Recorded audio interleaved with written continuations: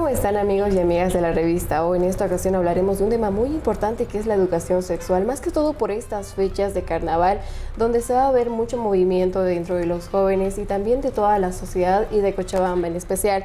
Para eso contamos con una especialista que tiene su maestría en sexología, Saraí Rey. Bienvenida a la revista.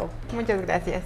¿Por qué es tan importante hablar sobre este tema? Ya que, más que todo por estas fiestas, ¿no?, que se da mucho información sobre el crecientes casos de VIH.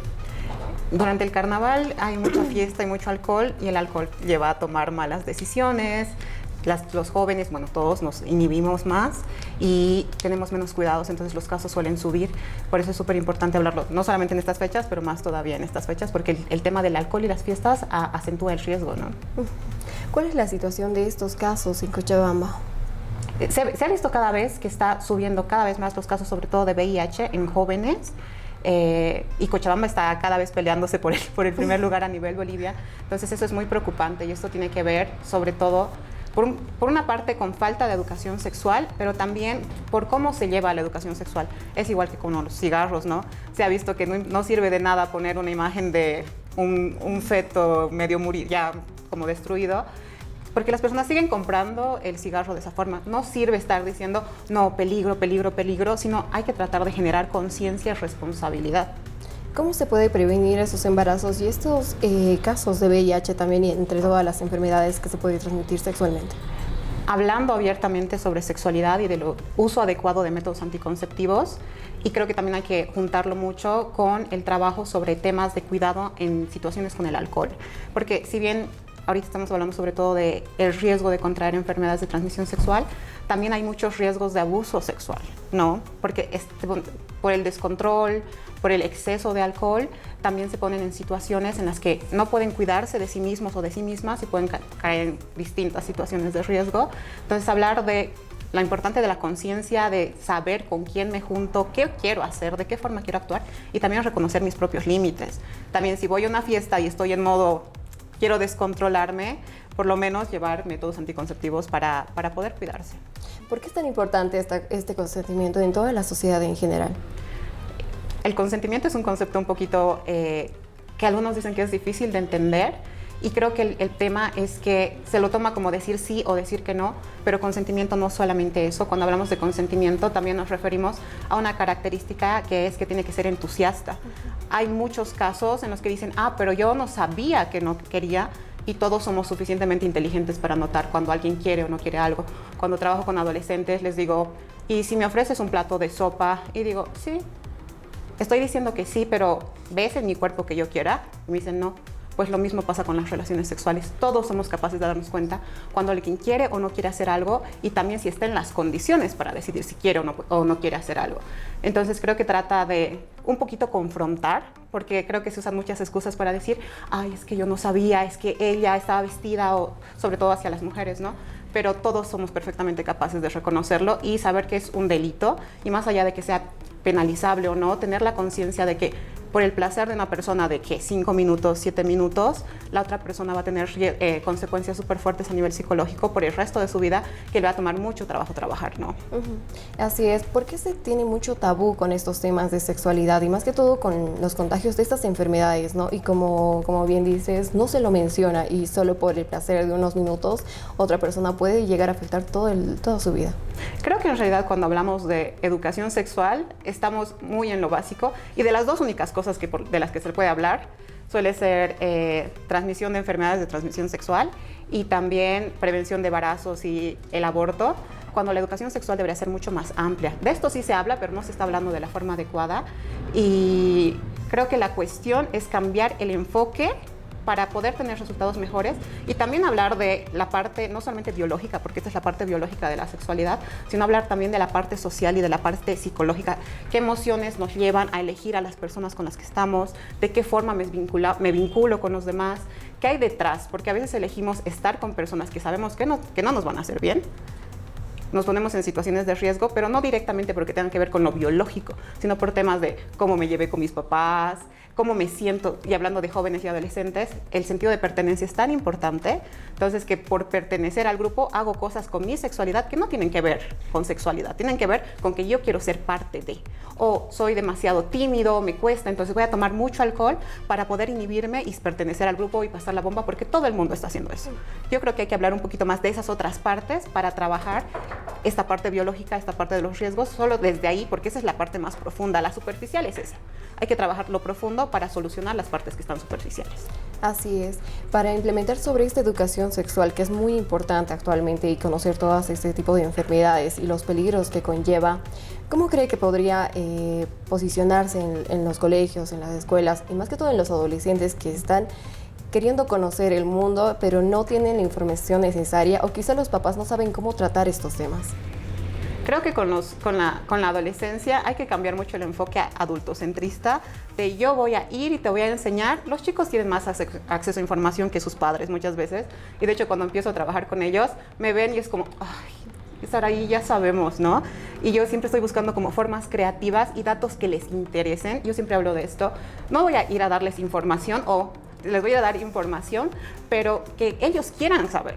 Por lo general, cuando nos acercamos desde esta posición de hay jóvenes irresponsables, les voy a dar información, no funciona. Necesitamos como tener conciencia que la adolescencia es una etapa de rebeldía y de descubrimiento de la propia identidad.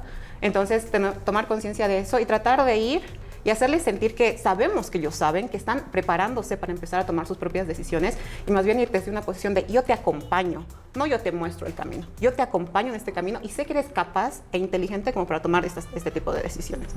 Y desde la posición de los padres, que muchas veces les da miedo, les da vergüenza hablar sobre estos temas, ¿qué consejos podría darle para eso? Creo que los papás ellos tienen sus propios traumas con el tema de la educación sexual, y en la primera etapa es como, no, es muy chiquito para que le hable de esto, y después cuando están en la adolescencia, no, ya debe saber todo, entonces no lo voy a hablar, siempre están buscando una nueva excusa, y es importante que hay que acompañar este proceso. Por ejemplo, cuando hablamos de las primeras veces con los adolescentes, les digo a los papás, o sea, necesitas acompañar igual que lo preparas para su primer día en el kinder, su primer día en la escuela, sus excursiones y todo esto. Siempre hay que llegar antes, porque en la educación sexual es en lo único que los papás se quieren retrasar. Esperan que haya un efecto, que descubra, mi hijo está viendo pornografía, por ejemplo, que ahora pasa desde los 8 años, y a partir de eso, entonces le doy educación sexual. Pero el efecto es que los niños, su primer encuentro con la sexualidad va a venir de ahí, y se van a asustar, les va a dar asco, o van a tener una visión distorsionada de lo que implica el sexo. Los papás necesitan adelantarse para preparar a los niños y luego poder acompañar a sus adolescentes en el proceso para saber dónde van a tener su primera relación sexual, con quién va a ser, de qué forma, y después poder preguntarles, ¿y cómo te has sentido? ¿No? Que suena muy raro, sobre todo en nuestro país, que es como de estas cosas no se hablan, es una falta de respeto, como hay que poner distancia, pero al final la sexualidad es una parte tan importante de la vida y también que va a marcar para el resto de la vida a los niños y a los adolescentes, que si no los acompañan los papás, ¿quién lo va a hacer? Sus primos, sus amigos, sus pares, que no les van a dar una visión adecuada de la sexualidad, y las ponemos en situaciones de riesgo. Así es, y bueno, con estas fechas de carnaval que se viene, está mucho descontrol, más que todo por el consumo del alcohol y demás sustancias. ¿Cómo es posible llegar a la conciencia de todos los adolescentes, y no solo adolescentes, sino también adultos que no están del todo informados con estas enfermedades? La verdad, yo pienso que no es falta de información, es inconsciencia. Entonces creo que para empezar no podemos pensar, se viene carnavales, entonces tengo que empezar educación sexual, porque es algo que se tiene que dar a lo largo de la vida, y creo que en todas las partes de la sociedad. No pensar, en este momento voy a reaccionar ante un problema que está sucediendo, sino ver la estructura y ver qué está faltando. Entonces se habla de educación sexual en los colegios, pero está muy limitada todavía. Hay mucha resistencia, y creo que es como que tenemos que trabajarlo de forma mucho más profunda y no verlo como una solución de, voy a dar un taller o voy a lanzar un spot y esto va a ser una solución, porque no se trata solo de información. Se conoce mucho sobre enfermedades de transmisión sexual, pero no se toma en serio porque no hay conciencia. Siempre le pasa este tipo de cosas al vecino. Pensamos que no me va a llegar a mí, y es importante hacer que la información sea más personal y saber cómo llegar a cada persona para que tome conciencia que es diferente a la información, ¿no? ¿Cuáles son los métodos de cuidado que podría llevarse durante estas fiestas? El principal para enfermedades, la única barrera para enfermedades de transmisión sexual, que es el condón, Y también tomar conciencia de que no es simplemente tener un condón en la billetera o en el auto, sino que el condón, para que tenga efectividad, tiene que tener varios cuidados. Fijarnos la fecha de vencimiento, si está sometido a calor, si lo has dejado en el cajón de tu auto por 3 semanas, ese condón ya no sirve. Si se ha manejado en el proceso, si ya se lo ha sacado de la bolsita y se lo ha tocado demasiado, entonces pierde este lubricante que está afuera y se puede romper, por ejemplo. Entonces hay varios cuidados que hay que tener también. No es solamente usarlo, sino usarlo de forma adecuada. No se usa cuando se va a llegar a la parte final de un encuentro sexual, sino en cuanto se empiezan a quitar la ropa, ya deberían ponerse el condón, porque se tiene algún tipo de contacto y ya es suficiente. No solamente con penetración va a haber un contagio, una transmisión. Perdón. Así es. Quizá pero también tener en cuenta y que todos los seguidores de la revista Hoy, los que puedan ver esta entrevista, estén en conciencia y sepan los peligros que puede conllevar el tener relaciones sexuales sin protección y también hacerlo de manera sin ningún cuidado, para que sepan estos peligros. ¿Cuáles son? Se pueden transmitir distintos tipos de enfermedades de transmisión sexual, desde el VPH, que puede terminar en cáncer, el virus de inmunodeficiencia humana, el VIH, y hay infinidad de enfermedades de transmisión sexual, unas más riesgosas que otras, pero ninguna es cómoda, ¿no?